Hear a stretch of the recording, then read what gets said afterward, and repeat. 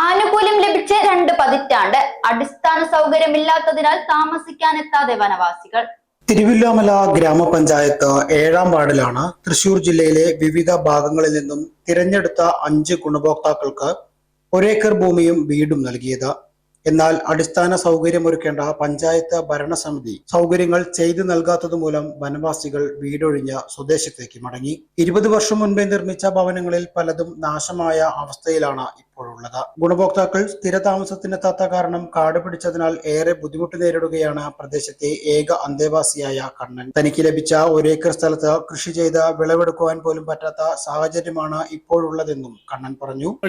ഒന്നുമില്ല, ഇവിടെ ഇതൊക്കെ തന്നെ അവസ്ഥ. ഞങ്ങൾക്ക് ആകെ ബുദ്ധിമുട്ട് ഒരു കുടുംബം.